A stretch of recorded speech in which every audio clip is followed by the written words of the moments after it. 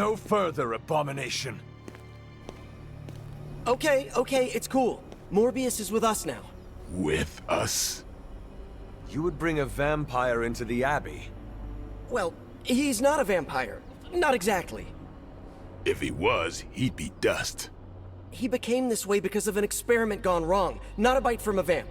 He's his own master, right, Doc? If I may, there are few judges of character better than Spider-Man. Back me up here, Blade. As much as I hate to admit it, we could probably use his help. This once. Hunter, was it? Thank you for not making a bigger deal about my arrival. I know my presence unnerves many. You surprised me earlier, and I do not like surprises, but any friend of Peter is a friend of mine. I am relieved to hear it. You have a wonderful home and a great many resources. I look forward to making use of them. How do you think you will help?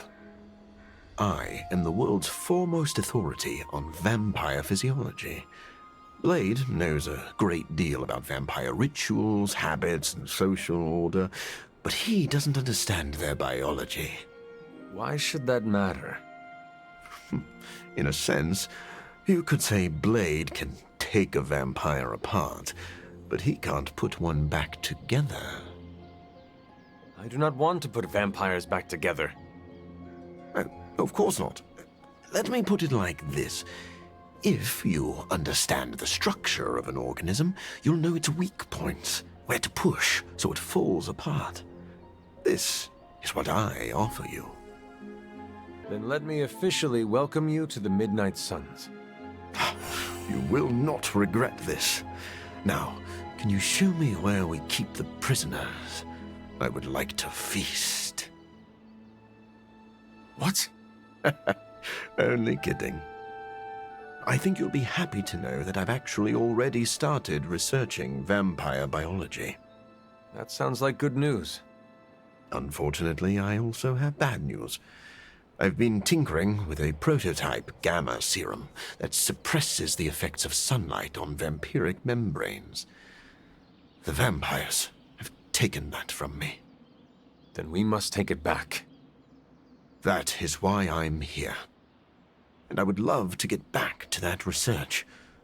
Unless you have further need of me. I want to know a little more about you first.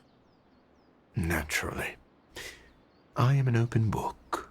I have heard you called a living vampire. What does that mean? It means that unlike most vampires, I have a pulse. How is this possible? Most vampires are tied to the supernatural realm. They are undead creatures. My gifts are a boon of science. I am wholly unique in that way. Quite literally a freak of nature. Who were you before you became a vampire? I was born with a rare, degenerative blood condition. My disease would have proven fatal if I had not taken matters into my own hands and experimented on my body using vampire bat DNA. I cured myself, but there were side effects. You seem to know Blade and Spider-Man well. What is your impression of them? When I first became the living vampire, I struggled with my baser instincts.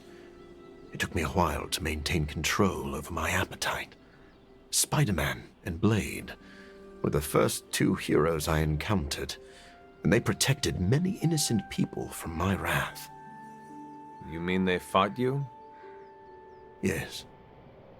But I am grateful because they encouraged me to become a better man. Though I wish Blade's approach hadn't been nearly so ferocious. I would like to know more about your capabilities. Like a traditional vampire, I possess enhanced strength, speed, and acute senses. An accelerated healing factor allows me to bounce back from otherwise mortal injuries.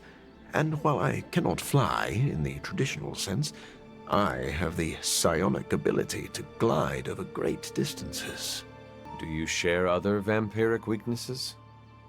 One of the advantages of being a living vampire is that I do not have those Achilles heels. I could drink holy water all day, and a silver bullet stings like a lead one.